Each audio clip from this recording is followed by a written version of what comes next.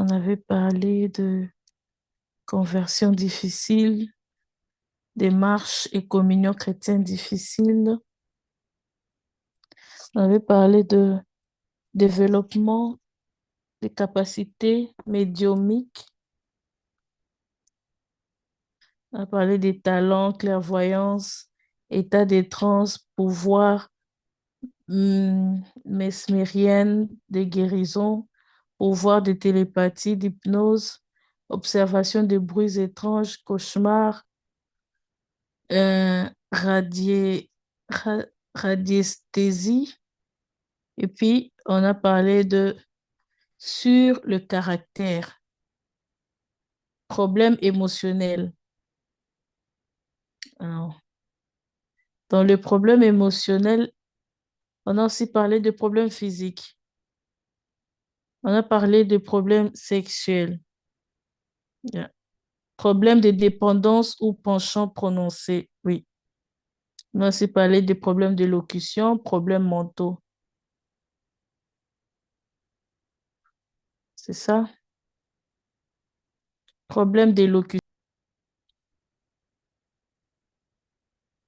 Euh, donc aujourd'hui, on va parler de problèmes d'élocution. 32.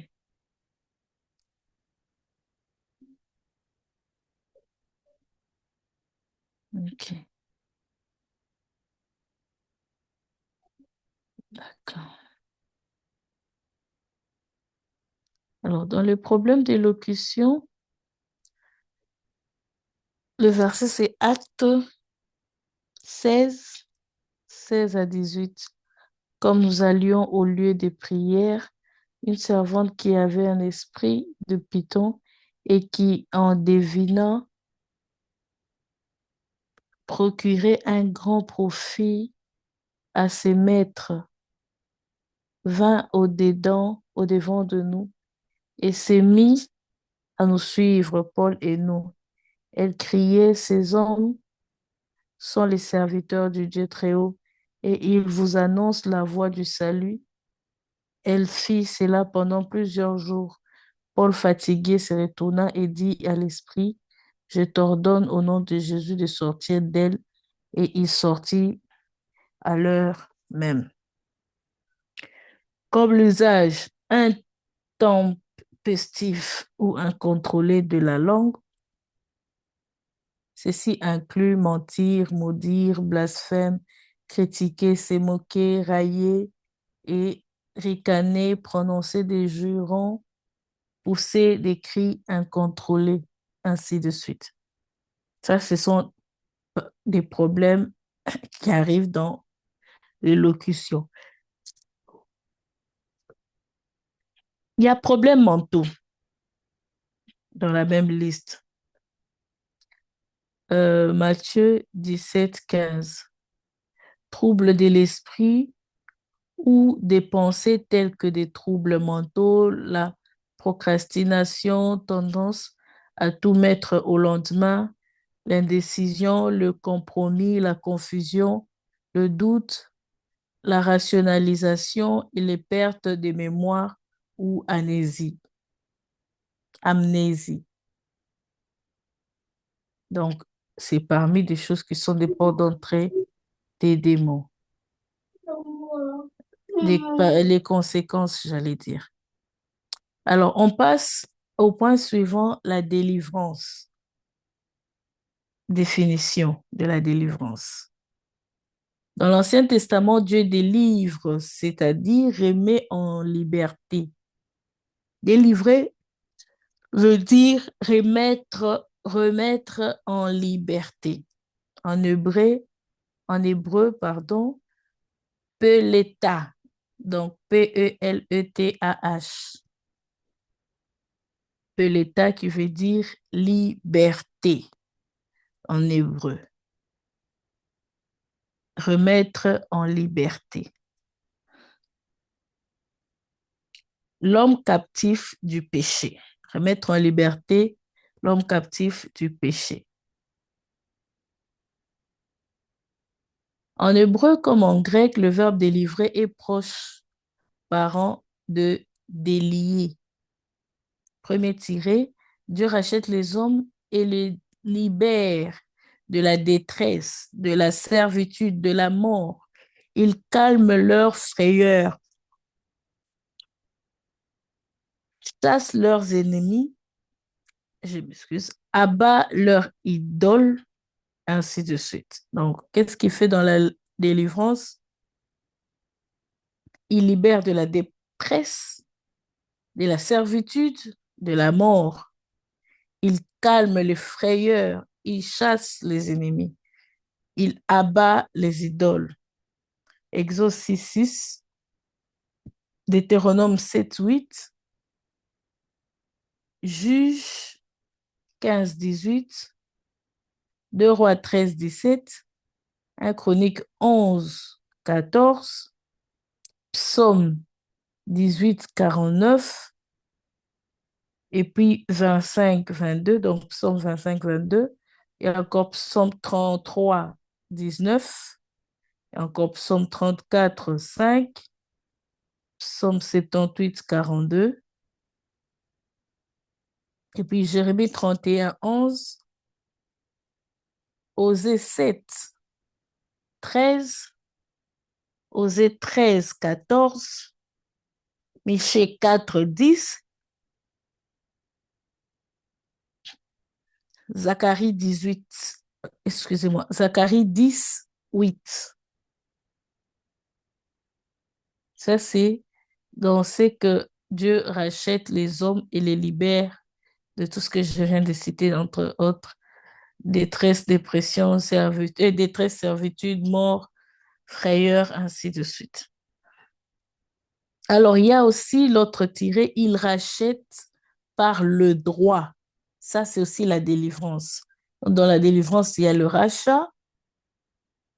Quelle profondeur déjà. On est encore à l'introduction, mais on sent déjà qu'il y a des leçons importantes. Donc, dans la délivrance, il y a le rachat et il y a la liberté. Donc, libérer de quelque chose, d'une emprise, de tout ce que je venais de citer. Il y a aussi le rachat. Le fait de racheter, c'est aussi libérer. Racheter par le droit. Cette personne était condamnée, je viens, je paye l'argent ou je paye quelque chose, je donne un prix, je paye un prix pour qu'elle sorte de là où on l'avait arrêtée. Je rachète. Le fait de payer ces prix-là, c'est aussi euh, déjà une liberté qu'on donne à une personne, une délivrance qu'on donne, qu'on accorde à une personne. L'autre tiré, c'est parfois Dieu utilise les hommes pour délivrer. Dieu utilise l'homme pour délivrer. 2 Rois 5, 1. Vous comprenez déjà que je dis parfois. Ça veut dire pas tout le temps. Il y a des fois où l'homme peut prier seul et puis il est délivré. Des fois, une autre personne, des fois, l'homme peut juste prier et Dieu le délivre. Il prie pour autre chose, il est dans la présence de Dieu, il craint Dieu, il met en pratique la parole, il a donné sa vie à Christ et les démons le quittent.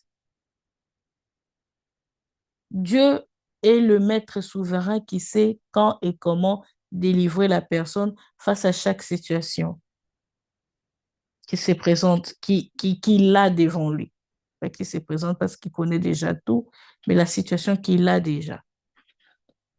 Dans l'Ancien Testament, la libération de l'esclavage en Égypte fut le type de toutes les délivrances. La libération de l'esclavage en Égypte fut le type de toute délivrance. Exode 22, Michée 6, 4. Dieu a libéré son peuple non seulement pour le délivrer de l'oppression de la servitude, mais pour le rendre capable de servir en toute liberté. Cette pensée est le fondement de l'alliance du Sinaï. Mais les Israélites aspiraient à une autre délivrance d'ordre spirituel qui apportera des puissions le salut d'Israël. Psaume 14, 7. La création aussi soupire après une délivrance. Romains 8, 21. Le point B, point A, c'était la définition biblique, comme on vient de le dire, je viens de tout lire. Donc, le fait de racheter ou le fait de racheter par le droit, et oui, le fait de libérer de la détresse, de la mort et tout ça. Et parfois, l'homme délivre aussi, donc. Auteur de la délivrance. Dans l'Ancien Testament, le libérateur, en hébreu, Mosha ou Méphalet, qui veut dire libérateur. Le rédempteur, en hébreu, Goël ou Pada. Donc, Mosha, j'appelle Mochia. Méphalet, c'est Mephallet.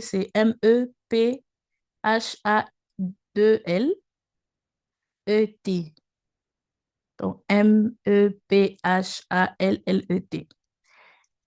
Donc, c'est le, la traduction du mot libérateur en hébreu. Et le mot rédempteur, Goël avec G-O, accent E-L.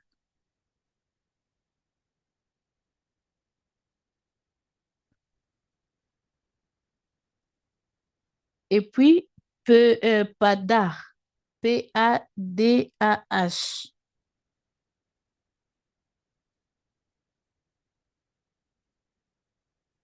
Goël, sorry, c'est G-O-apostrophe-E-L.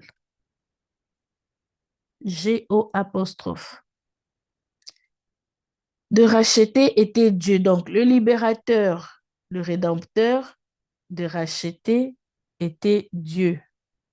Donc, dans l'Ancien Testament, c'est Dieu. Quand on parlait des libérateurs et tout, selon l'histoire, quand vous lisez Juge 2, 16, vous lisez Juge 3 à 9, Ésaïe 4, 1 à 3, Romains 1, 26, Éphésiens 1, 7, Ésaïe 59, 20.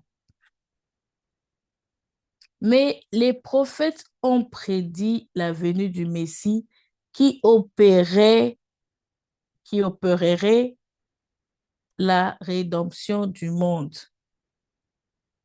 Le Nouveau Testament annonce que Jésus était ce libérateur. En grec, ruomenos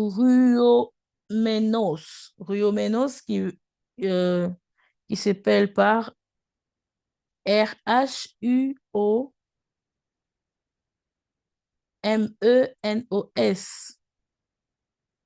ou encore litrote, Lytro, avec accent circonflexe, T-E accent circonflexe S,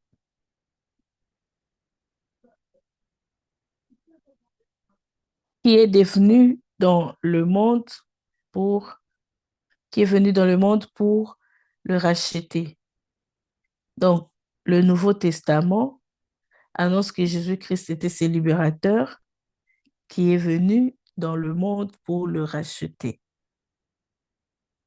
Luc 1, 71, 74, Hébreux 2, 14 à 15.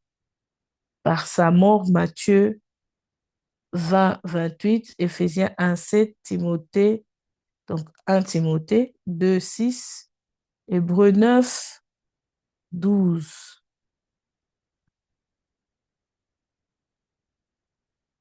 Jésus-Christ ne nous délivre pas seulement du péché, mais aussi de la malédiction, de la loi, Galates 3, 13, et puis Galates 4, 5. Donc, il ne nous délivre pas seulement du péché, donc ça veut dire qu'il nous délivre aussi du péché.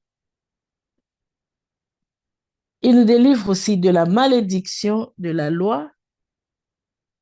Il nous délivre de la colère des dieux Christ nous délivre de la colère de Dieu. 1 Thessaloniciens 1:10. 1 Thessaloniciens 1:10. Il nous délivre aussi de la mort. Romains 7:24, Hébreux 2:15. Il offre au monde entier cette délivrance qui sera accomplie pleinement avec la résurrection des morts et l'arrivée du royaume des dieux. Donc, il offre au monde entier cette délivrance qui sera accomplie pleinement avec la résurrection des morts et l'arrivée du royaume des dieux, c'est-à-dire l'enlèvement et tous les programmes eschatologiques. Donc, la délivrance est déjà là, on est déjà délivré, mais on dit que ça va s'accomplir, ça veut dire ça va s'accomplir pleinement. C'est-à-dire qu'il y a encore un processus, il y a encore un autre événement, il y a encore des choses qu'il faut enlever, des choses qu'il faut retirer, il y a des penchants, il y a des choses que les gens ont qui continuent à s'enlever, à partir, et ça sera plein. La plénitude, même, ça sera, la délivrance sera pleine quand il y aura résurrection des morts. Là, on est déjà en train de parler de l'enlèvement et l'arrivée du royaume de Dieu pour le deuxième euh, enlèvement.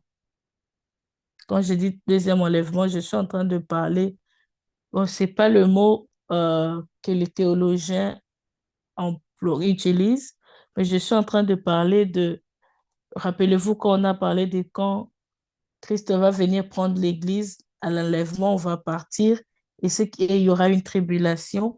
Et après la tribulation, nous allons venir régner. Et pendant la tribulation, il y aura des ceux-là qui vont encore donner leur vie à Christ. Donc, on passe au point C, méthode de la délivrance.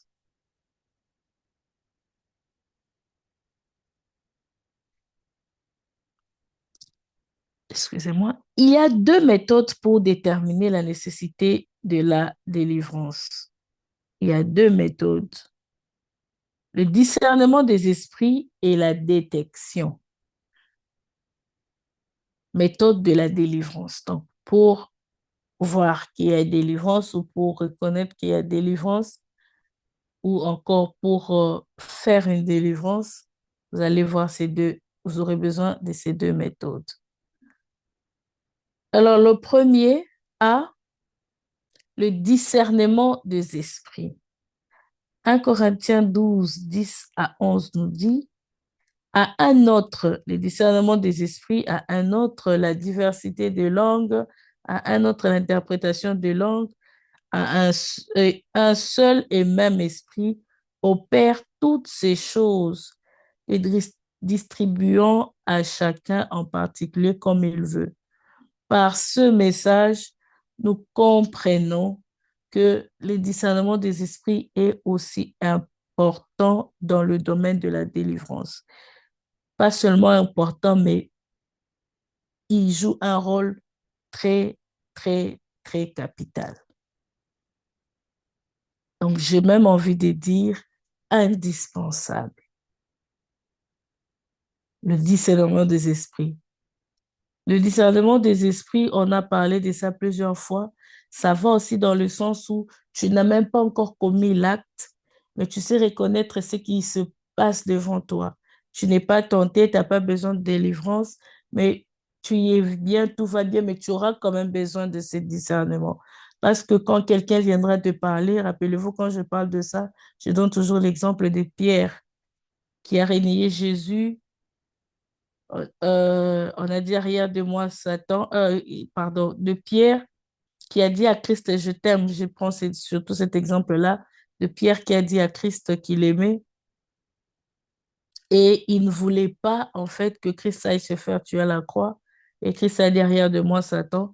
Mais dans la même bouche de Pierre, un jour il a dit que Christ était le Messie et Christ lui a dit, C'est le Père qui t'a révélé ces choses. Donc, ces choses que tu viens de dire, ça ne vient pas de toi. Ça montre que Christ savait discerner dans la bouche de la même personne. Donc là, on voit aussi le discernement. Mais dans ce cas ici, on parle de discernement dans la délivrance pour savoir reconnaître d'ailleurs quel esprit, ou s'il y a même un mauvais esprit, on parle là des démons, des anges déchus, reconnaître qu'il y a un démon en une personne. Reconnaître que cette personne a besoin de délivrance. Des fois, il n'a pas besoin de tomber. Vous ne reconnaissez pas seulement qu'une personne a des démons quand il tombe par terre. Et quand vous avez le discernement des esprits, la personne peut être propre, bien habillée, parlant un très bon français, avoir fait des grandes études, être bien assis, posé, tout le charisme, tout ça, donnant tous les noms qu'on veut, mais on sait voir que cette personne a des démons. Quand on est rempli, on a le discernement. Il peut bien parler, il peut même te parler de Christ, il peut même te parler de la Bible, mais il est rempli des démons et avec le discernement des esprits, tu sais voir. C'est pourquoi la Bible nous dit d'aspirer aux dons de meilleurs, aspirer à ces genres de dons parce que c'est très important, surtout dans ce monde où on est déjà au temps de la fin.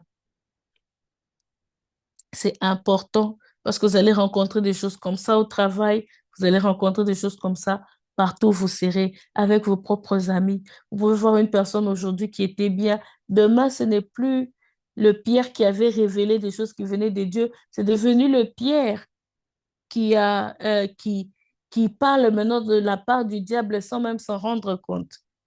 Lui-même, il est même inconscient, il pense qu'il le fait par amour. Mais il faut être Christ, il faut avoir Christ en soi et avoir ce discernement-là, que Christ te révèle à tout moment que ce qui commence à sortir de la bouche de cette personne, même si ça a l'air beau, ça fait bien aux oreilles, ça, ce n'est plus moi qui parle. Il y a quelque chose qui se cache derrière. Quand Dieu commence à te révéler ces choses-là, c'est important parce que ça n'épargne personne. Ça peut toucher n'importe qui autour de toi, n'importe quel homme. Pierre n'était pas n'importe qui, c'était un disciple de Jésus. Il dormait, il marchait avec lui, il mangeait avec lui. Et deux fois, ça peut être toi-même. Tu sors quelque chose de ta bouche et tu comprends que là, il y a une pensée qui te vient avant même que ça sorte de la bouche, il y a une pensée qui te traverse l'esprit, tu as le discernement des esprits, tu sais comprendre que cette pensée n'est pas de Dieu, ou cette pensée n'est pas de moi, ou cette pensée est du diable. Je ne dois pas aller passer à l'acte. Je ne dois pas mettre cette pensée en pratique. Je ne dois même pas la laisser durer dans ma tête. Quand tu as le discernement des esprits, c'est vraiment comme un détecteur et ça vient nettoyer facilement. Alors, dans la délivrance, c'est un don très, très, très important. C'est la capacité surnaturelle que Dieu donne à son enfant pour lui permettre de connaître la nature de l'esprit qui opère. Esprit de Dieu, esprit démoniaque ou esprit humain. Rappelez-vous, on a toujours parlé de ces trois formes d'inspiration que l'homme peut avoir, des trois formes des sources d'information. Et on a toujours dit, quand tu sais que c'est Dieu, tu ne doutes pas. À 100%, tu crois, même si ça ne te plaît pas, même si ça ne répond pas à tes attentes. Mais quand tu sais que ça vient de Dieu, à 100%, tu obéis, tu le fais. Mais quand tu sais que ça vient du diable, ça vient du démon, tu n'as même pas besoin de te poser mille questions. Tu rejettes le bloc, tu rejettes la totalité. À chaque fois que ça vient de l'ennemi, on rejette. Parce que avec lui, même s'il te donne un verset biblique, sache qu'il y a une malice qui se cache derrière. Sache il veut te prendre quelque chose. Il veut détruire quelque chose dans ta vie. Soit c'est une bonne chose, mais qui te donne au mauvais moment quand tu n'es pas encore prêt pour que ça t'engloutisse, ça te détruise. Donc, peu importe ce qu'il va te dire, peu importe si c'est beau aux oreilles, rappelez-vous, il a tenté Christ avec les versets bibliques. Et quand ça vient de l'être humain, de soi ou d'une autre personne, on nous dit qu'il faut toujours analyser. Que ce soit une prophétie, comme avec la prophétie, j'allais dire, il faut toujours analyser quand tu as un message qui vient d'un humain, d'une personne. Mais comment reconnaître, comment faire la différence entre les trois, c'est quand on a le discernement des esprits. Je sais dire, ah là, ça vient de lui, il le fait juste par amour pour moi. Mais en réalité, il ne sait pas. Mais là, c'est même pas lui, c'est vraiment le diable qui se cache derrière. Là, il va dire, arrière de moi, Satan. Mais d'autre part, il dit, ah là, c'est Dieu qui t'a révélé. Donc, Christ a vécu avec Pierre et a su reconnaître ces trois formes de message dans une personne. Ça ne change pas la voix quand la personne parle. C'est pas la tonalité de la voix qui va changer, c'est pas la langue qui va changer, ça dépend de dimension et de qu'est-ce qui se passe, ça c'est vrai, mais ça va sortir de la même bouche.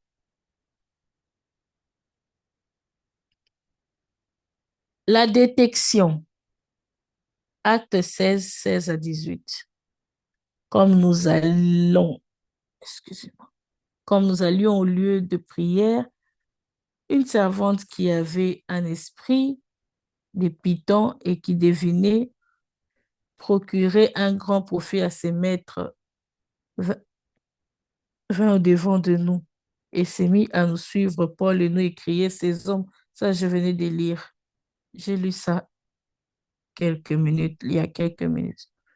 Il existe, il consiste, excusez-moi, à observer ce que les démons font à une personne.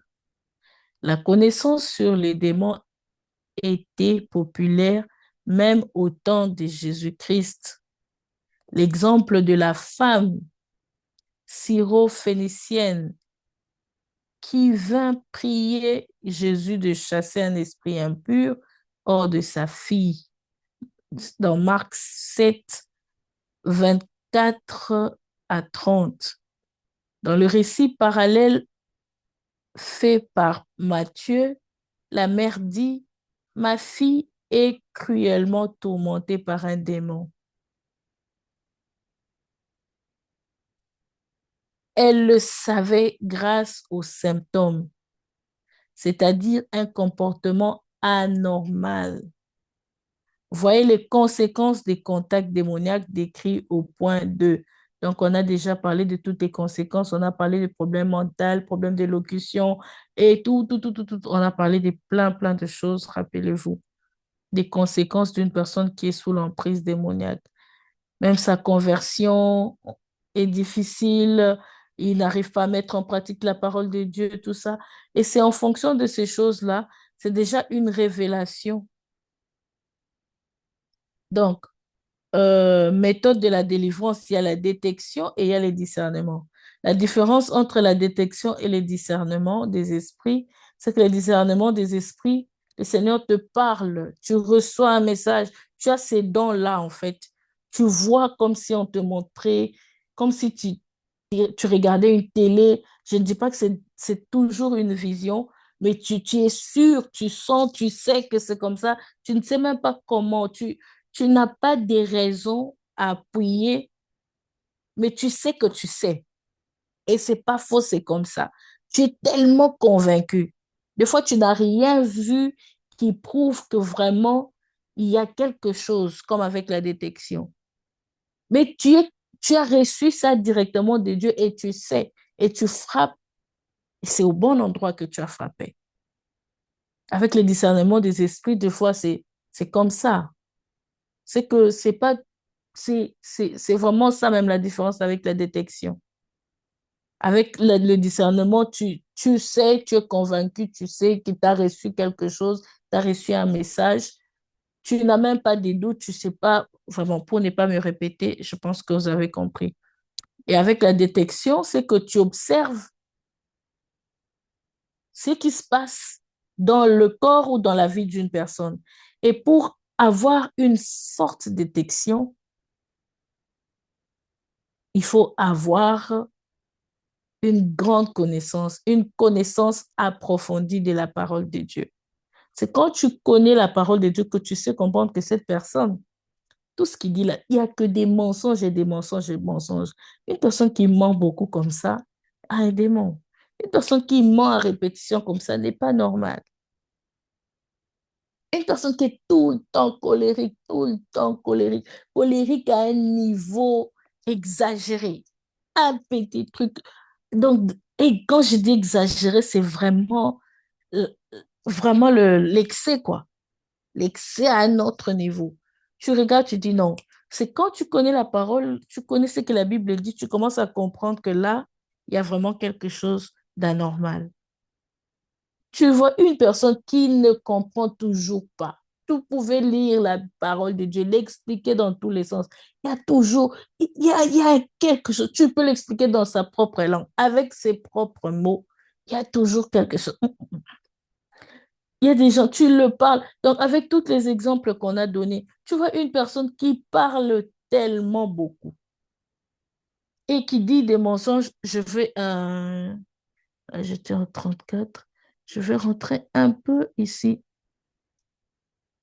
Déjà, une personne qui a des problèmes mentaux, vous comprenez déjà. Un problème d'élocution, vous comprenez. Je veux prendre un autre exemple que j'ai cité. Un problème sexuel, par exemple. Ou un penchant qui n'arrive pas à abandonner. Tu peux le dire, il va te dire, j'ai vraiment envie de laisser, mais quand je suis face à ça, je n'arrive pas, c'est plus fort que moi. Une personne qui te dit déjà ça, tu comprends que cette personne a des mauvais esprits. Comment elle n'arrive pas à se détacher de quelque chose qu'elle sait que c'est mauvais? C'est qu'elle est liée. C'est au-delà de ses forces. Vous êtes d'accord avec moi? Que quand la personne elle-même dit je n'arrive pas, c'est au-delà de ses forces. Alors, si ce n'est pas la force de Dieu, c'est quelle force alors?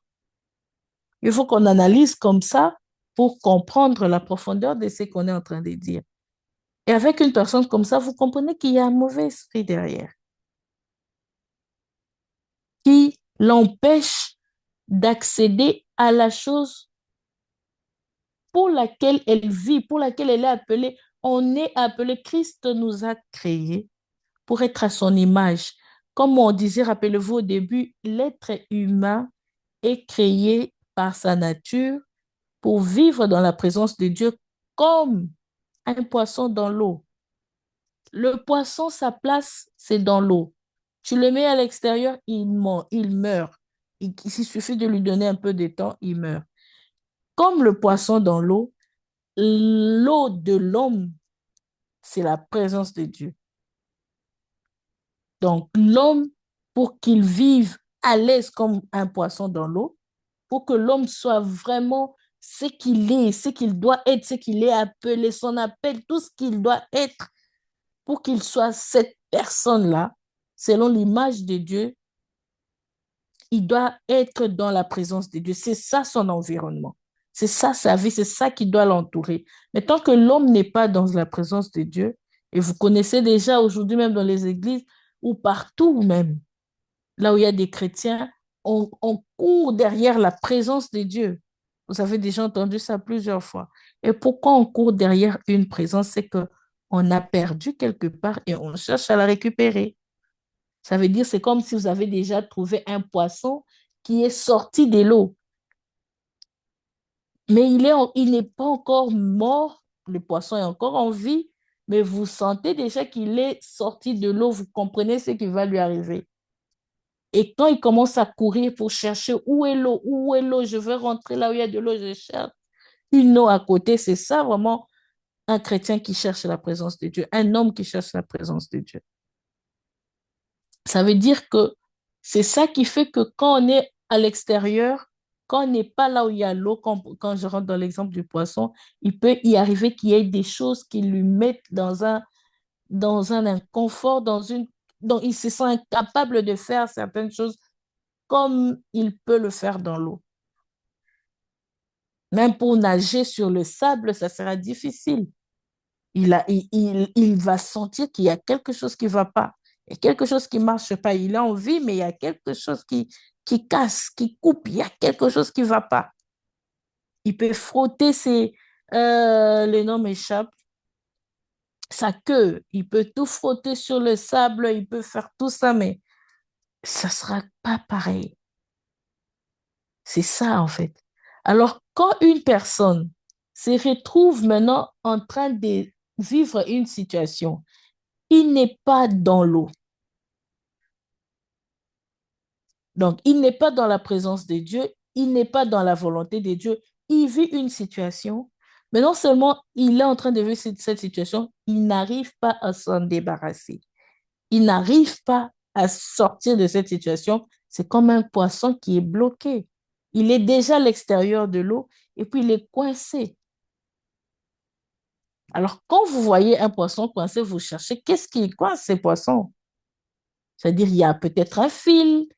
Donc, ce qui est sûr, c'est quelque chose qui dépasse sa force de se libérer. Pourquoi j'entre dans ce détail-là? Pour que on enlève l'image, parce que moi, je me rappelle, même papa Marcelo l'a dit récemment, il y a certaines personnes, vu le titre, vu sa position, vu ce qu'il est à l'église, on le connaît, il a honte de dire qu'il y a des choses, il y a certaines choses dans lesquelles il est coincé, il n'arrive pas. Alors que même la Bible nous dit de prier les uns pour les autres. Si un poisson, je rentre dans l'exemple du poisson, est coincé quelque part, il aura besoin d'aide. Ce poisson aura besoin qu'un autre poisson ou qu'une personne vienne l'aider et le sortir de là, le porter, le remettre dans l'eau, parce qu'il est coincé. Mais s'il n'est pas coincé et qu'il sait quand même retrouver le chemin pour aller là où il y a de l'eau, il le fait. Telle est la vie d'une personne. Donc, il y a certains qui sont dans les problèmes sexuels, il y a les problèmes de dépendance, des penchants, problèmes physiques. On a parlé de tout ça la semaine passée. Et c'est dans ce sens-là qu'on retrouve aussi, euh, excusez-moi, c'est dans ce sens-là qu'on retrouve aussi ces cas d'une personne qui n'arrive pas à se libérer. Et j'étais en train de parler de l'exemple, en fait, pour tout ce qui m'a amené à tous ces exemples, c'était le fait qu'une personne dise qu'il n'arrive pas à se libérer de quelque chose. Quand on connaît la parole, avec l'exemple que je viens de donner du poisson, vous comprenez que cette personne est coincée. Qu'est-ce qui l'a coincé? Parce qu'on sait que ce n'est pas lui-même, c'est qu'il y a un démon, parce que ce n'est pas Dieu. Parce qu'il n'y a que ces trois moyens-là. Soit la personne elle-même, soit les démons, le diable qui est aussi un démon, soit Dieu. Alors, on enlève déjà l'option que c'est la personne elle-même parce que, voilà, c'est elle-même. Et sinon, si c'était elle-même, elle pouvait avoir la force et la capacité de se libérer seule. Mais si elle n'arrive pas à se libérer, à sortir de là, c'est que c'est pas Dieu parce que c'est un péché. C'est un problème qui lui dérange, qui n'est pas dans les promesses que Dieu lui a données. Alors, il n'y a qu'une troisième possibilité. Donc, j'entre dans ces détails pour nous amener à comprendre que deux fois, là, ce n'est pas le discernement des esprits qui m'a fait dire ce que je viens de dire, qui m'a amené dans cette analyse, c'est la détection. J'observe ce qui se passe, je le mets face à la parole de Dieu, face à la connaissance que j'ai de la parole, je comprends que là, il y a un démon. Et en tant qu'enfant de Dieu, qu'est-ce que je fais? Je délivre. Et la délivrance, c'est Dieu qui délivre, comme je viens de le dire. Et rappelez-vous, au début, j'ai dit que Dieu passe aussi par des gens, par des humains pour délivrer. Il peut passer par toi, il peut passer par moi pour délivrer une personne. Alors, même par la détection, tu peux comprendre que cette personne a besoin d'aide et Dieu va te dire. Des fois, c'est seulement par une parole. Dans le même exemple, une personne qui dit, c'est plus fort que moi, je n'arrive pas à me libérer, tu vas commencer à lui dire, tu n'es pas n'importe qui, tu es enfant de Dieu. La Bible dit que tu es la prunelle de ses yeux. La Bible dit que tu es fort, fortifie-toi, prends courage. Quand tu lui dis ces choses-là, c'est comme si tu étais en train de couper. C'était comme si tu apportais un ciseau pour couper ce lien, ce fil-là qui le liait. C'est vrai que ça dépend de comment le Saint-Esprit te conduit et de la situation que tu as en face de toi. Mais ce qui est sûr, c'est que il y aura une méthode que Dieu va te révéler. Et ce que je viens de donner, c'est aussi l'une des méthodes d'une délivrance, l'une de moyens, je veux dire, parce qu'en parlant des méthodes, on a parlé du discernement et de la détection. Alors, on est dans la détection, j'emploie un autre mot, c'est l'une des manières aussi de délivrer une personne. En même temps, vous comprenez que la délivrance est un mot vaste. Je peux délivrer une personne par une conversation. On est assis, je parle, la personne me parle, je parle, et je comprends que cette personne a besoin de confiance en soi ou a un problème de colère, et ça atteint un niveau très grave. Je commence à lui dire qu'est-ce que la parole de Dieu dit. La Bible dit soyez lents à la colère. Ma parole a tellement un pouvoir, pardonnez-moi. Ma parole a tellement un pouvoir que, rappelez-vous, on parlait de la puissance de la parole, qu'on est rempli du Saint-Esprit. Bref, je ne vais pas entrer dedans, mais ma parole a tellement un pouvoir que quand je lui dis seulement, calmement, on est assis à table, on peut être dans un parc, on n'a pas besoin d'être dans les quatre murs, on peut être partout dans un milieu professionnel, je ne sais pas où. J'ai ce qu'il faut, j'ai la chose de Dieu. J'ai dit à la personne, tu ne peux pas penser comme ça c'est pas bien, ça c'est pas bien. Christ l'a fait de plusieurs manières. Ses disciples l'ont fait quand Pierre dit, lève-toi, prends ton lit et marche. Je n'ai ni or ni argent à te donner, mais c'est que je te le donne. Lève-toi, prends ton lit et marche. Il a délivré ce paralytique de ces esprits-là, des maladies-là qui l'avaient paralysé. Mais c'était par une conversation qui a d'abord commencé par une demande. Si je dois aller plus loin, il y avait une mendicité quelque part parce que la personne mendiait. Et c'était simple, c'était parce qu'il a détecté, il a vu qu'il y avait quelque chose. Alors, l'exemple de la femme, je viens de lire, dans les récits parallèles avec Matthieu, voilà, cruellement tourmentée par un démon. Donc, la femme connaissait déjà et elle a dit, pardon, ma fille est cruellement tourmentée par un démon. Elle le savait grâce aux symptômes, c'est-à-dire un comportement anormal. Vous voyez les conséquences des contacts démoniaques décrits au point, là, on vient déjà de dire. Alors, étape de la délivrance, les étapes de la délivrance. Pour des personnes qui ont vraiment un appel, ou même, d'ailleurs, c'est pour tout chrétien, ces choses sont très importantes pour vraiment aider plusieurs autour de nous. Alors, les étapes de la délivrance, il y a la responsabilité de celui pour qui l'on prie. Donc, avant de continuer, je voulais dire que pour insister sur le fait que vous pouvez délivrer quelqu'un par la parole, mais vous devez détecter par les genres de conversation que vous avez avec une personne. C'est pourquoi il faut toujours être attentif et écouter avec les oreilles spirituelles. Ce que cette personne dit, ça représente quoi par rapport à la parole de Dieu? Qu'est-ce que la Bible dit en fonction de ça? Même si c'est en blaguant, même si c'est dans un milieu là où tu peux pas, tu dis Makambanza Mbezawate, donc il n'y a pas des choses de prière ici. Tu vas détecter un mauvais esprit derrière quand tu sais, tu connais la parole et tu es surtout attentive.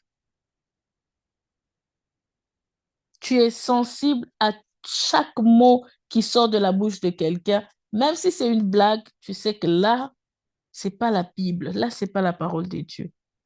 Et c'est en fonction de ça que tu peux même voir si la personne répète la même chose tout le temps, tout le temps, tout le temps, elle n'arrête pas. Ah là, c'est un mauvais esprit. Et quand tu mélanges les deux, tu as la détection, tu as le discernement, tu sais reconnaître que cette personne, ce qui vient de sortir de sa bouche, même si on est à table, on est en train de manger, c'est quelque chose, c'est pas bien ça. C'est ce que nous devons avoir chaque jour.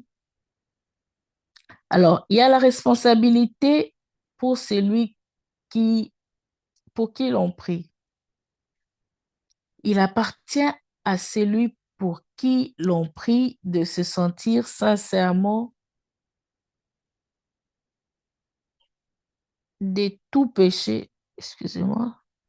Il appartient à celui pour qui l'on prie de se repentir sincèrement de tout péché, pouvant être la cause de l'état de possession dans lequel il se trouve. En d'autres termes, il se doit d'être honnête devant Dieu et devant les serviteurs de Dieu.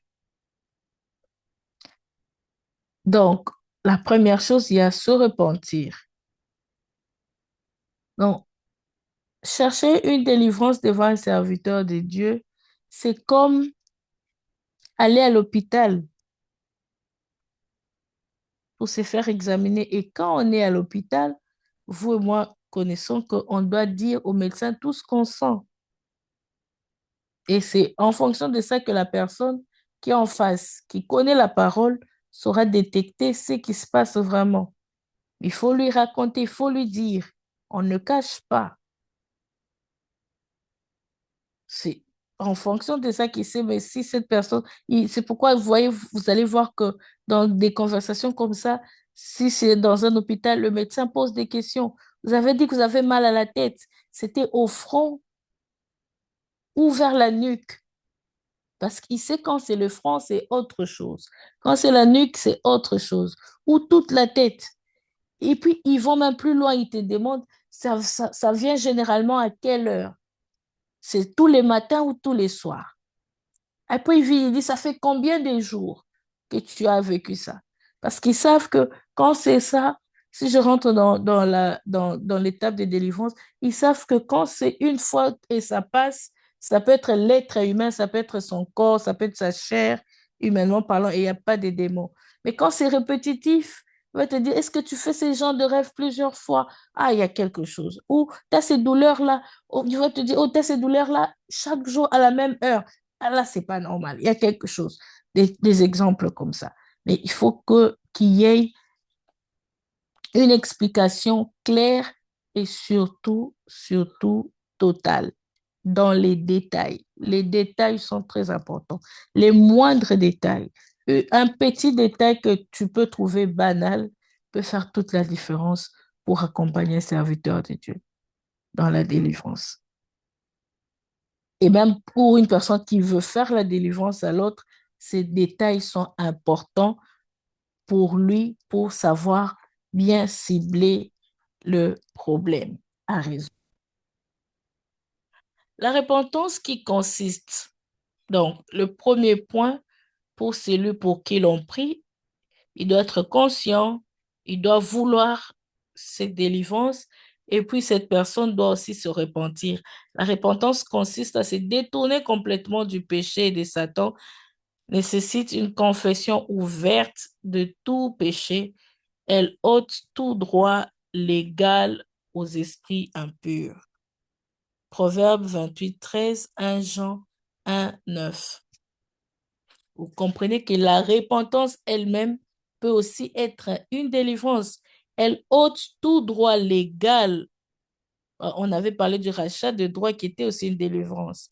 Donc, la repentance enlève déjà le droit légal au mauvais esprit d'agir. Donc, quand tu es dans les péchés, ils ont le droit. C'est légal pour eux. Ils doivent rester dans ton corps. Bon, ils doivent rester dans le corps d'une personne qui est dans les péchés. Mais quand cette personne-là abandonne ces péchés-là, automatiquement, ils n'ont plus le droit de rester parce qu'ils ne sont même plus nourris. C'est ce péché qui les nourrissait. Alors, ils peuvent rester affamés, affamés, affamés. Affamés, c'est quand tu sens peut-être l'envie de rentrer vers ce péché-là, mais c'est faible. Tu as tellement pris une décision ferme et forte, tu dis jamais je ne veux plus le faire. Et même si ces petites envies reviennent, tu ne cèdes pas. Il meurt, il s'enfuit. Résistez et il fuira loin de vous. Donc, la repentance est importante dans l'étape de la délivrance. Et pour une personne qui ne se répand pas, vous pouvez l'imposer les mains, les pieds, tout ce que vous voulez. Quand la personne ne veut pas, du fond de son cœur, elle ne veut pas, vous ne faites rien. Elle ne veut pas se repentir, c'est-à-dire même après, ça va encore continuer. Là, même les démons vont se moquer. Alors, l'autre est, après la repentance, il y a renier et dénoncer l'ennemi. Le reniement est l'action résultant de la repentance. Comme le dit l'évangile de Matthieu, produisez donc les fruits dignes de la repentance. Matthieu 3, 3 à 7. Ici, on ne dit pas repentez-vous, mais on dit produisez des fruits dignes de la repentance. Les fruits, c'est les résultats de votre vie, de ce que vous avez décidé de faire. Ça signifie que quand vous avez décidé d'abandonner, vous abandonnez réellement et on voit, c'est palpable, on sait que cette personne faisait ça, mais elle ne fait plus. C'est ça le fruit de la repentance. Le fruit, c'est vous pouvez voir et goûter et sentir que là, vraiment, c'est différent de ce qu'il voit, ce qu'il y avait avant. C'était une personne qui insultait beaucoup, qui avait des paroles légères tout le temps, un mauvais langage. Vous sentez que même son langage a changé. Il ne parle plus vulgairement, il n'est plus dans des choses, dans des commérages ou tout ça. Il ne pêche plus par sa bouche et vous voyez les fruits. Produire des fruits dignes de la repentance implique plus que des paroles. Plus, quand on dit plus que des paroles, ça veut dire plus que le fait de dire, bon, j'ai arrêté, je ne veux plus faire. C'est la mise en pratique évidente de l'enseignement que l'on a appris de se détourner complètement de ses péchés. C'est ça le fruit. Si tu mets en pratique, c'est que tu fais le contraire du péché que tu faisais avant.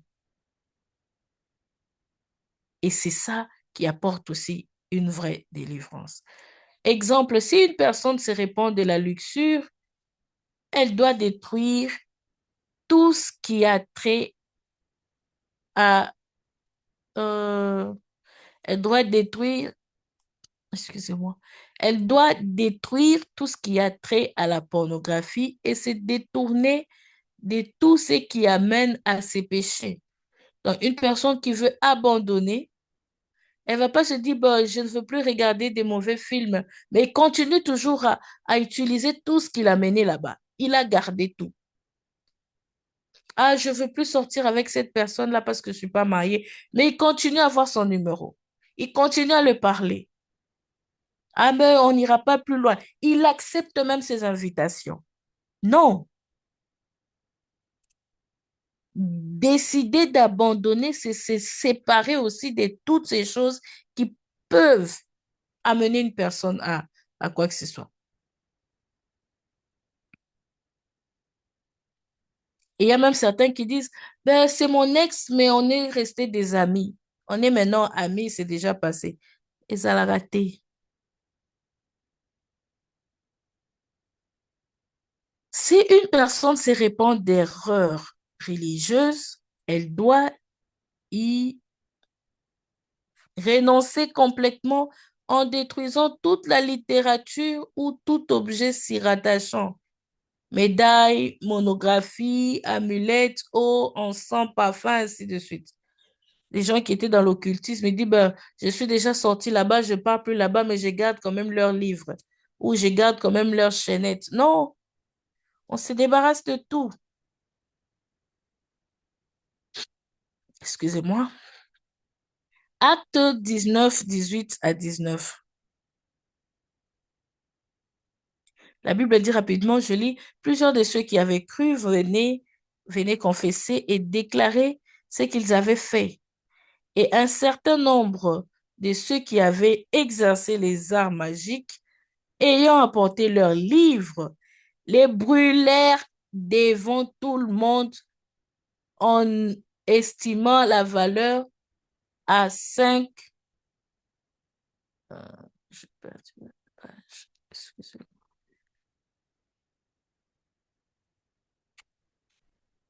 Excusez-moi, je suis un peu sortie de là où j'étais.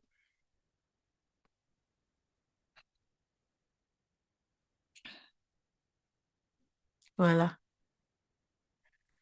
en estimant la valeur à 50 000 pièces d'argent.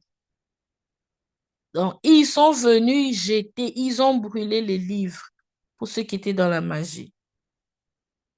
Renoncer signifie rompre définitivement et clairement avec Satan et toutes ses œuvres. C'est vraiment arrêter, abandonner. Après se repentir, après renier, dénoncer l'ennemi, il y a pardonner. Dans les étapes de la délivrance, quand on parle de la personne pour qui l'on délivre, pour qui l'on prie. Donc, si c'est la personne qui est possédée, la personne qui doit recevoir cette délivrance doit se repentir, doit renier et dénoncer l'ennemi, excusez-moi, doit pardonner. Puisque Dieu pardonne gratuitement à tous ceux qui confessent leurs péchés et demandent pardon par son Fils, pardonner aux autres est absolument nécessaire pour la délivrance. S'il y a des gens qui t'ont fait du mal, toi tu veux te libérer, tu veux être délivré, pardonne et libère ton cœur. Pardonne nos offenses comme nous pardonnons à ceux qui nous ont offensés. Si vous pardonnez vos, si vous pardonnez aux hommes leurs offenses, votre Père céleste vous pardonnera aussi. C'était Matthieu 6, 12 à 14. Vous avez aussi Matthieu 18, 21 à 35. Combien de fois pardonnerai-je à mon frère lorsqu'il péchera contre moi? Serait-ce jusqu'à 7 fois? Jésus-Christ lui dit, je ne te dis pas jusqu'à 7 fois, mais jusqu'à 70 fois 7 fois. C'est jusqu'à 70 fois 7 fois.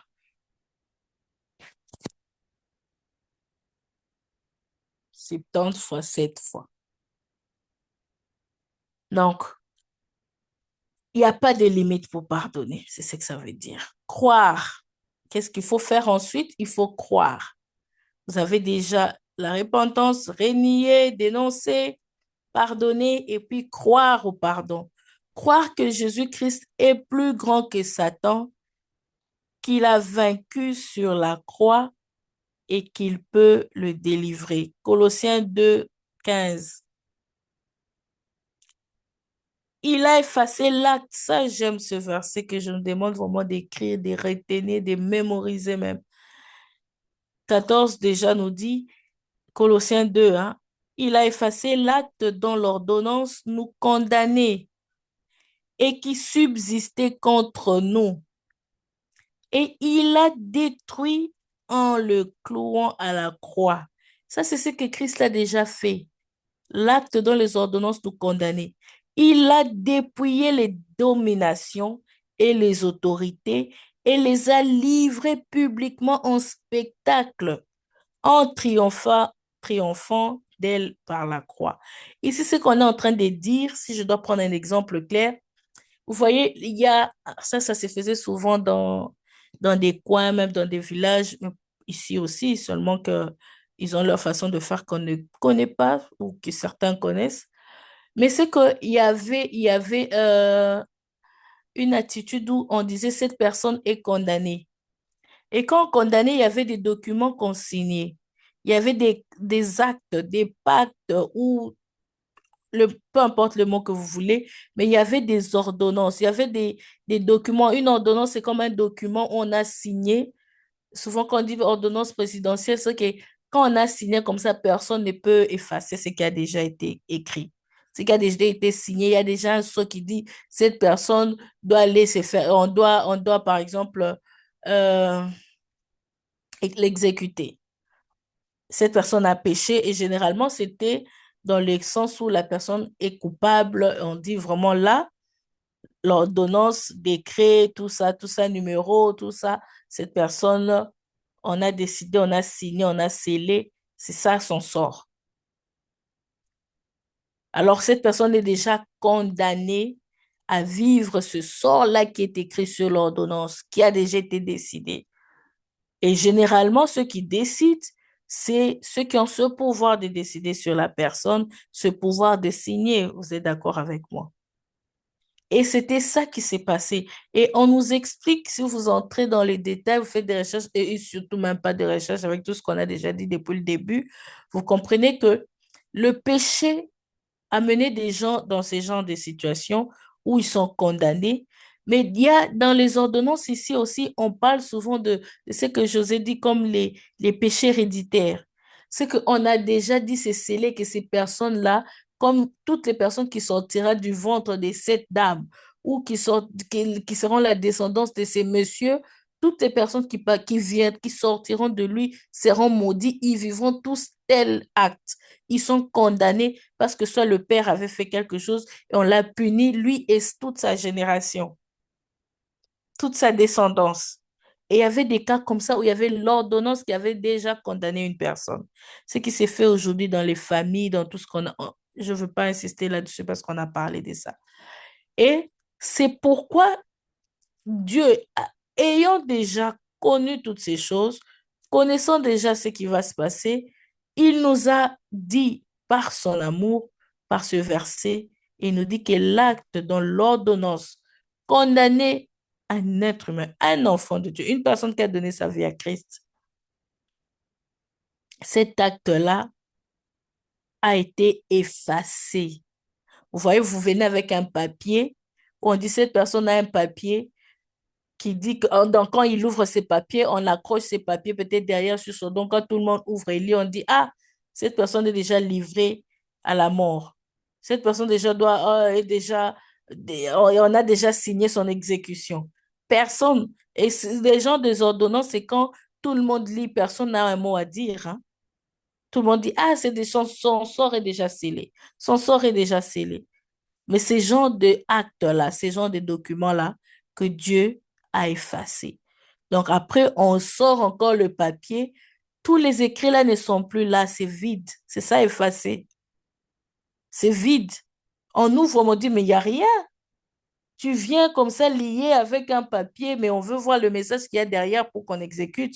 On ouvre, on trouve rien. Du coup, on n'a rien à faire parce qu'on ne sait même pas ce qu'il faut faire. C'est ça ce que Dieu a fait. Et qu'est-ce qu'il a fait d'autre? Il a dépouillé les autorités à la croix. Vous voyez déjà, le fait de le dire comme ça, c'est déjà pour donner la foi à une personne, pour dire, peu importe ce que je peux traverser, peu importe la situation qui peut se passer devant moi, l'acte dont les ordonnances me condamnaient a déjà été effacé. Tout ce qui subsistait contre nous, contre moi, contre ma descendance, contre mes enfants, contre les enfants de mes enfants, tout ce qui subsistait contre nous a déjà été effacé à la croix par Jésus-Christ. Et puis, qu'est-ce qu'il a fait de plus? Il a dépouillé ses autorités, ses dominations. Dépouiller, c'est vraiment enlever tous les pouvoirs. Dépouiller, vous comprenez, dépouiller, c'est vraiment enlever en profondeur. Donc, il reste rien, c'est vide. Le reste, c'est vide. Maintenant, il a dépouillé les autorités et les dominations. Rappelez-vous, les autorités et les dominations, on a appris ça quand on parlait de la hiérarchie du diable. Comment il organise sa hiérarchie. Les principautés, toutes les autorités, là, comment il les a classées. Mais il ne s'est pas arrêté à les dépouiller, il les livre publiquement au spectacle, en triomphant d'elle par la croix. Livrer publiquement au spectacle, c'est vraiment, vous voyez une personne qui disait, je veux venir te taper, et puis tu vois qu'on le déshabille là devant tout le monde et on le fait danser. On lui dit, danse. Alors que lui venait avec une force là, il disait, aujourd'hui, je vais les tuer, je veux faire ça. On le réduit, on le minimise, on l'humilie à ce niveau-là. Philippiens 2 8 à 11. Éphésiens 1 18 à 23. Ce sont tous des versets que je nous demande vraiment de lire parce que si je lis tout, hmm, je n'ai pas vraiment avancé. Il s'est humilié, se rendant obéissant jusqu'à la mort, même jusqu'à la mort de la croix. C'est pourquoi aussi Dieu l'a souverainement élevé et lui a donné un nom qui est au-dessus de tout nom, afin qu'au nom de Jésus, tout genou fléchisse et que toute langue, tout genou fléchisse dans les cieux, sur la terre et sous la terre. Les cieux, sur la terre et sous la terre, c'est-à-dire toutes les dimensions, que ce soit les esprits des eaux, sur la terre, que ce soit les esprits des forêts ou quoi que ce soit, peu importe les origines, les sirènes ou tous les noms qu'on peut donner, sur la terre, sous la terre et dans les cieux, eux tous, ils fléchissent devant le nom de Jésus. Tout nom, tout genou, toute chose qui a un nom, fléchit. Et toute langue confesse que Jésus-Christ est Seigneur à la gloire du Dieu le Père. Ce sont des versets qu'on ne peut pas oublier, qu'on ne peut pas, des versets qu'il faut mémoriser.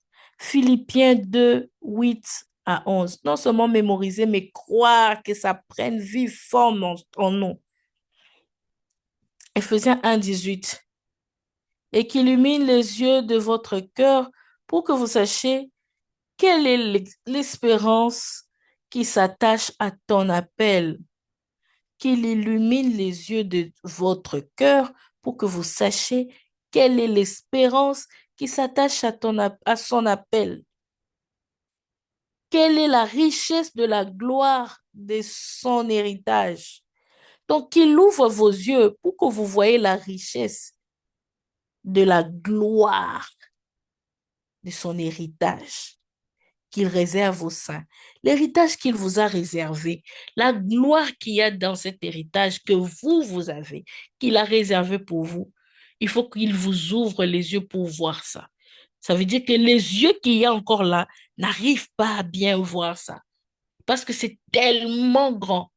C'est quand tu ouvres ces yeux-là que tu augmentes tellement ta foi, tu crois tellement que tu commences à regarder les petites choses, l'exact, les ordonnances qui condamnaient là, tu dis, tu comprends maintenant combien c'est vide, comment il a vraiment effacé.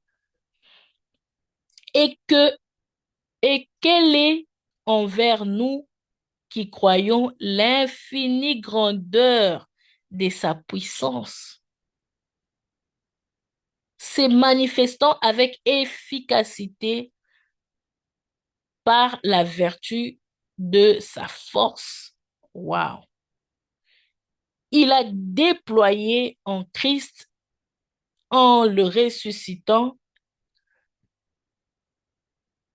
des morts et en le faisant asseoir à sa droite dans les lieux célestes, au-dessus de toute domination, de toute autorité et de toute puissance, de toute dignité et de tout nom qui se peut nommer, non seulement dans les siècles présents, mais aussi, mais encore dans le siècle à venir. Il a tout mis sous ses pieds et il l'a donné pour chef suprême à l'Église. Donc, il met tout sous ses pieds et il donne à l'Église. L'Église, rappelez-vous, c'est quoi? Son corps. À l'Église qui est son corps, la plénitude de celui qui remplit tout en tous. Oh, quelle richesse dans ces passages. Quelle richesse. Je vais...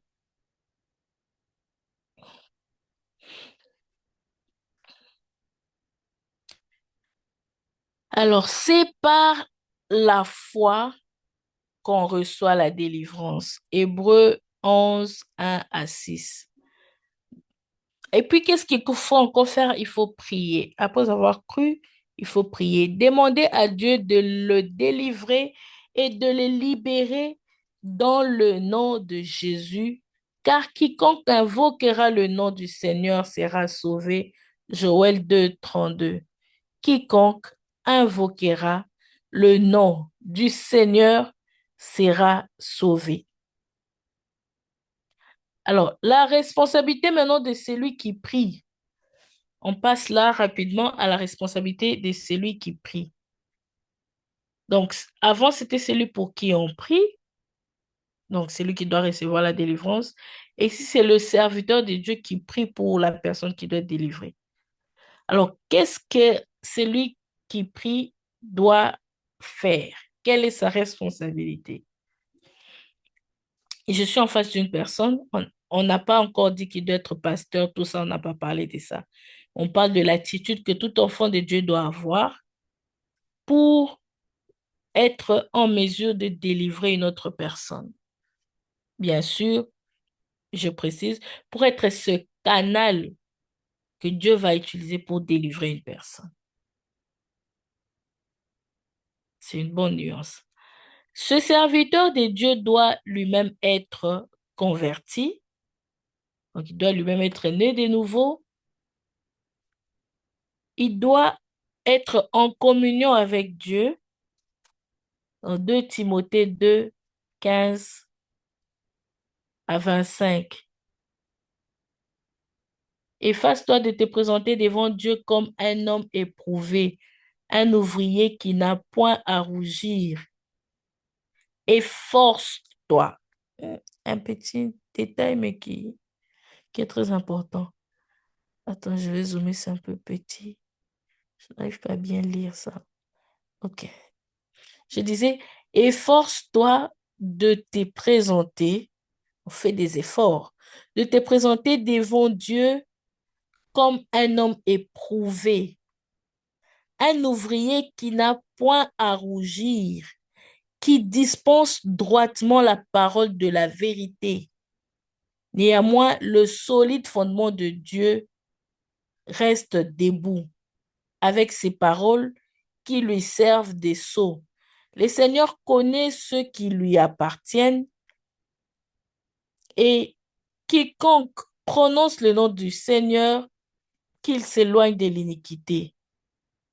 Si donc quelqu'un se conserve pur en s'abstenant de ces choses, il sera une vase d'honneur, sanctifiée, utile à son maître, propre à toute bonne œuvre.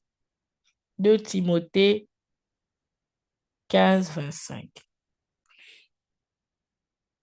Vous voyez déjà la condition que ce verset, que, cette, que ce passage vient de nous montrer sur le fait que une personne qui délivre doit avoir ce qui doit être, ce qu'il doit avoir.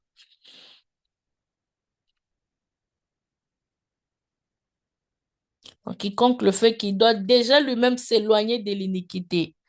Il doit déjà lui-même être une personne qui ne vit pas dans le péché. Une personne éprouvée. Il s'efforce lui-même. Il dispense droitement la parole de vérité. Il a des solides fondements avec des paroles qui servent de sceau.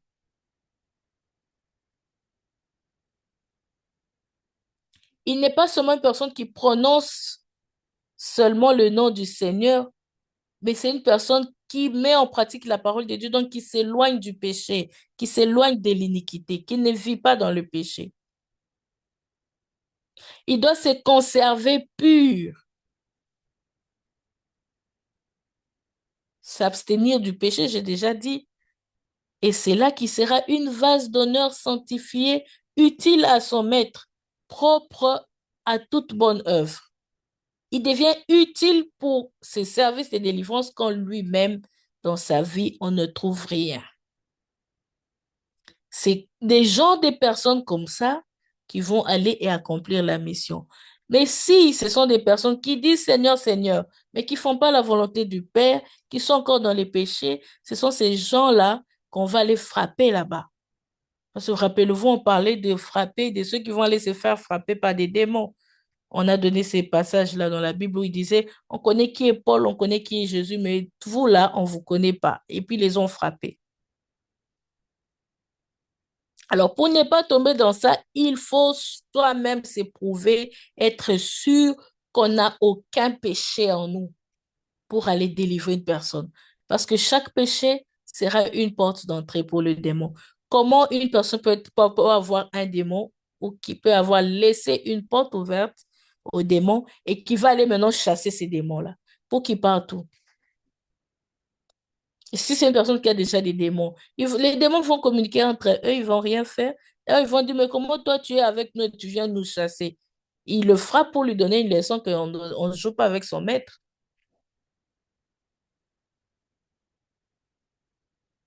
Et qu'est-ce que cette personne doit aussi être? Il doit être revêtu de l'autorité de Christ et en possession de la connaissance de ses droits en tant que chrétien. Revêtu de l'autorité de Christ et en possession de la connaissance de ses droits en tant que chrétien.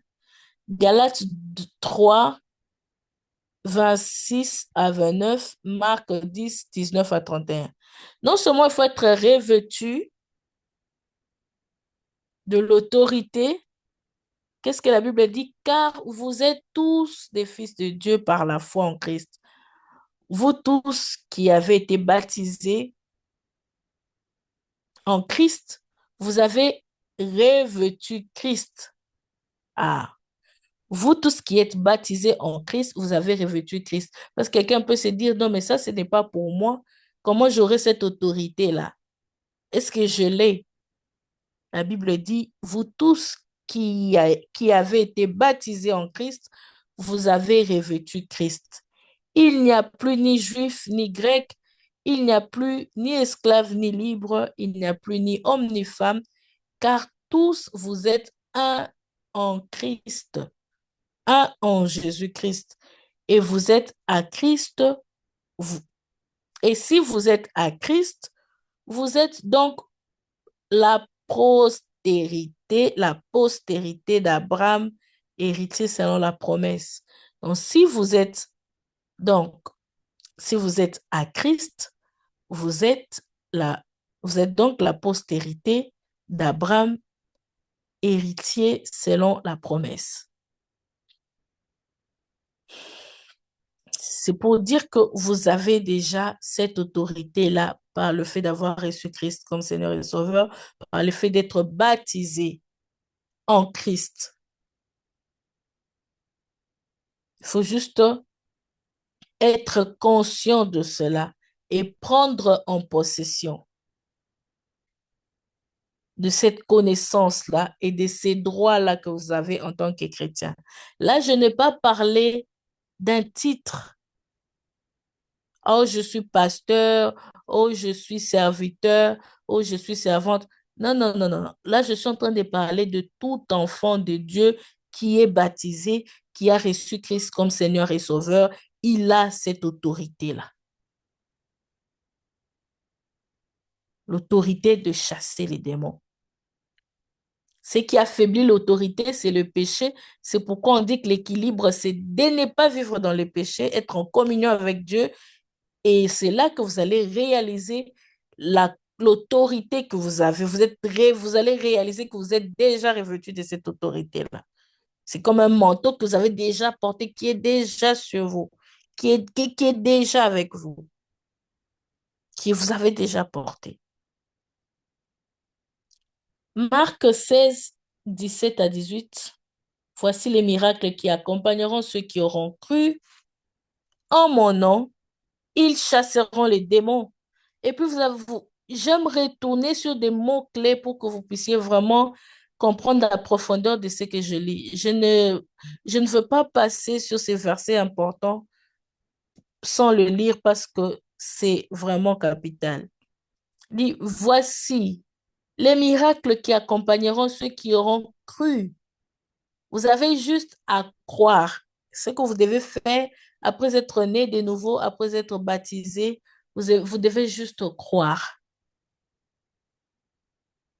en Dieu, croire au pouvoir, à la force de Dieu, à la gloire de Dieu, à l'autorité de Dieu, croire à à qui est Dieu. Et c'est en croyant qu'il dit en mon nom, au nom de Jésus-Christ, ils chasseront les démons. Ils parleront de nouvelles langues. Ça, c'est pour moi, je reçois. Je reçois tous les versets d'ailleurs. Ils saisiront des serpents. Amen. Ils boivent. S'ils boivent quelque breuvage mortel, ça peut être un poison, ça peut être je ne sais pas quoi, il ne leur fera point de mal. Amen. Ils imposeront les mains aux malades et les malades seront guéris. Amen. Là, je n'ai même pas encore parlé du don de guérison. Je parle de la personne qui a cru. Tu crois seulement en Dieu, tu crois en qui tu es en Christ, tu chasses des démons, tu parles des nouvelles langues, tu saisis des serpents. Et s'il t'arrive de boire des breuvages mortels, des choses qui peuvent tuer quelqu'un, toi, tu ne seras pas atteint. Ça ne te fera aucun mal. Tu seras en face des malades, tu vas les imposer les mains, ils vont guérir. Ça, c'est une promesse, un don que Dieu, c'est une bénédiction, une promesse que Dieu a fait à ceux qui auront cru, ceux qui ont juste la foi. Il doit par-dessus tout se confier en l'homme le plus fort qui est Jésus-Christ, avec comme arme l'autorité du nom de Jésus-Christ. Marc 16, 17. C'est pourquoi dans la délivrance et tout ça, on dit au nom de Jésus. On voyait beaucoup de gens le dire au nom de Jésus parce que c'est qui est écrit dans la parole de Dieu. Donc, il doit par-dessus tout ce qu'on vient de citer, se confier en l'homme le plus fort qui est Jésus-Christ avec comme arme l'autorité au nom de Jésus. Ça veut dire, tu peux faire tout ce qu'on a dit, mais tu vas pas, tu dois toujours le dire et le faire au nom de Jésus. Tu te confies en lui, vous le faites ensemble. La parole de Dieu. Prenez aussi le casque du salut et l'épée de l'esprit qui est la parole de Dieu. Éphésiens 6, 17. Donc, vous devez aussi avoir la parole de Dieu parce que vous risquez d'aller chasser ou d'aller faire une prière qui est contre la parole de Dieu. Comme une personne qui peut chercher à faire une prière dans le sens où, je dis comme ça, hein, oh Seigneur, fais que les diables se convertissent. Tu peux pas faire une prière comme ça parce que son sort est déjà scellé. On connaît déjà comment il va finir. Il va se convertir, comment il donne sa vie à Christ. Non, ça n'arrivera pas. C'est un exemple que je donne. Maintenant, il y a des gens qui font des prières comme ça. Vous risquez de tomber dans le cas de Pierre qui dit, Seigneur, je ne veux pas que tu ailles que tu ailles mourir à la croix. Des prières, des sujets qu'on ne peut pas. C'est pourquoi j'insiste sur le fait de connaître la Bible, connaître la parole de Dieu, la méditer jour et nuit, la lire. C'est très important pour bien cibler les prières. Une personne qui prie, qui lit beaucoup la Bible, qui connaît la parole, a une profondeur dans ses prières. Sa façon de prier est différente d'une personne qui ne connaît pas la Bible. Sa façon de prier est profonde. Je ne dis pas qu'un nouveau converti sera complexé, non. Cette personne va se confier à Christ parce que tu connaître tout ça sans avoir la foi qui accompagne, c'est autre chose. Mais l'équilibre, c'est lire la parole de Dieu et de prier. Même dans tes débuts, pour certains qui vont suivre, même après, même dans tes débuts dans la vie chrétienne, tu crois, tu as la foi, tu pries, tu lis la Bible. C'est l'équilibre. Je continue. Ayant rempli les conditions ci haut énumérées, le serviteur de Dieu peut maintenant combattre et lier et délier. Il peut combattre, il peut lier, il peut délier. Parce qu'il le fait avec la parole de Dieu. Il peut combattre, lier et délier. On passe à combattre. Je finis dans quelques minutes. On passe à combattre. La prière et le combat sont deux activités séparées et distinctes. La prière s'adresse à Dieu, tandis que le combat est engagé contre l'ennemi. Notre combat contre les puissances démoniaques n'est pas charnel, mais spirituelle. Éphésiens 6, 12. Car nous n'avons pas à lutter contre la chair et le sang, mais contre les dominations et les autorités, contre les princes de ce monde de ténèbres, contre les esprits méchants dans les lieux célestes. Ça, c'est contre ces choses qu'on doit lutter, qu'on doit combattre. On a parlé des dominations, des autorités, des princes de ce monde, des ténèbres, des esprits méchants dans les lieux célestes.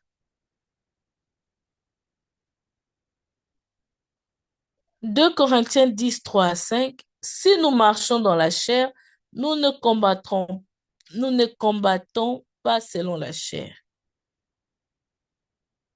Car les armes avec lesquelles nous combattons ne sont pas charnelles, mais elles sont puissantes par la vertu de Dieu pour renverser des forts terrestres. Nous renversons les raisonnements. Vous comprenez déjà, dans les combats, il y a aussi les raisonnements. C'est pourquoi je donnais un exemple d'une personne avec qui on parle seulement. La conversation, tu lui parles de la parole de Dieu et tu as délivré la personne. Parce que tu as changé son raisonnement, sa façon de voir les choses, sa façon de réfléchir, sa façon de penser. Et c'est déjà une délivrance que tu accordes à une personne. C'est pourquoi nous devons parler. On peut penser qu'on n'a jamais exercé la délivrance alors que tu l'as fait quand tu as prêché une personne, quand tu as parlé de Christ et cette personne a décidé de changer sa façon de réfléchir, de changer ses raisonnements. Nous renversons les raisonnements et toute hauteur qui s'élève contre la connaissance de Dieu. Non seulement nous renversons les raisonnements, nous renversons aussi les hauteurs qui s'élève contre la connaissance de Dieu. Tout ce qui veut empêcher que Dieu soit connu, que les gens connaissent qui est Dieu, nous combattons contre ça. Vous voyez que c'est encore le combat spirituel. Le combat spirituel est vaste. Et nous amenons toute pensée captive à l'obéissance de Christ. On n'a pas dit toute personne, on a dit toute pensée. Nous amenons toute pensée captive à l'obéissance de Christ. C'est ça aussi le combat. Le combat, c'est attraper une pensée et l'amener à rester captivé par l'obéissance de Christ. Parce que le diable, lui, combat pour faire l'inverse de ce qu'on vient de lire. Alors nous, on va dans le sens contraire. On va dans ce qui est écrit ici, ce que je viens de lire dans 2 Corinthiens 10, 3, 5. C'est ça la liste de choses. Quand vous parlez de délivrance, vous voyez la délivrance dans tous les aspects qu'on vient de lire là. Ne voyez pas, déjà, c'est bien parce que nous qui sommes ici, qui lisons, vous qui écoutez, vous comprenez que la délivrance, ce n'est pas seulement appeler une personne dans son bureau. Pour... La délivrance, ce n'est pas seulement quand un pasteur fait venir une personne démoniaque dans son bureau et prie pour lui pour chasser ses mauvais esprits. C'est la délivrance, oui, mais ça ne se limite pas là. La délivrance, c'est un mot plus vaste. La délivrance, c'est aussi ce que je viens de lire. C'est d'ailleurs ça que la Bible nous dit. Car les armes avec lesquelles nous combattons ne sont pas charnelles, mais elles sont puissantes par la vertu de Dieu. Les armes sont puissantes par la vertu de Dieu pour renverser les forteresses. Nous renversons les raisonnements et toute hauteur qui s'élève contre la connaissance de Dieu et nous amenons toute pensée captive à la parole de Dieu. Oh, ça, c'est beau. Il y a aussi Jacques 4, 7.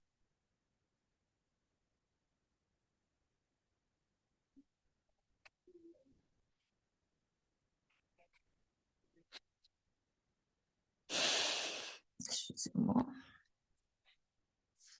Donc, qu'est-ce que nous devons ainsi Utilisez les armes de la soumission à Dieu. Soumettez-vous donc à Dieu, résistez au diable et il fuira loin de vous. C'était Jacques 4, 7. Nous devons aussi utiliser les armes de la parole de Dieu. Donc, les armes de la soumission. Quand vous vous soumettez à Dieu, il fuit directement. Le fait de se soumettre à Dieu, c'est déjà résister au diable. Quand tu es tout le temps dans la soumission, tu n'obéis pas au diable. Et puis, qu'est-ce qu'il fait? Il fuit. Soumettez-vous, résistez et il fuira loin de vous. Première, dans le combat spirituel, c'est les choses que nous devons avoir. La soumission à Dieu, nous devons avoir les armes de la parole. Utiliser les armes de la soumission, utiliser les armes de la parole. Dans les armes de la parole, il y a, la Bible dit, dans Apocalypse 12, 11 et puis Ephésiens 6, 17. Ils ont vaincu à cause du sang de l'agneau et à cause de la parole de leur témoignage. Le combat. Le combat, c'est pas tout ce qu'on disait là. Hein? Ils ont vaincu à cause du sang de l'agneau, d'abord, et à cause du sang de l'agneau, on parle de l'œuvre de la croix, déjà, vous êtes d'accord avec moi. Et aussi à cause de la parole de leur témoignage. Et ils n'ont pas aimé leur vie jusqu'à craindre la mort. La parole. Je parle, je témoigne de la grandeur de Dieu et c'est une victoire. La puissance de la parole. Aussi, identifier les esprits. Ce sont des tirets que je suis en train de lire hein. Aussi, identifier les esprits. Je parlais des armes de la soumission dans le combat.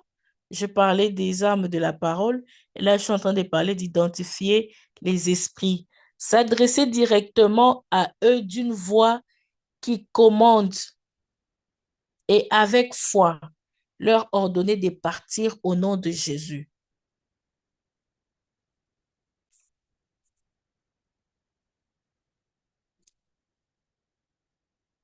Identifier les esprits, s'adresser directement à eux d'une voix qui commande, donc avec autorité, une voix qui donne l'ordre, qui commande, et avec foi, leur ordonner de partir au nom de Jésus.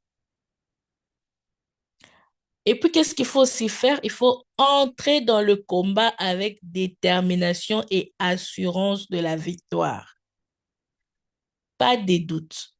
Christ ne peut pas échouer. Il est le libérateur.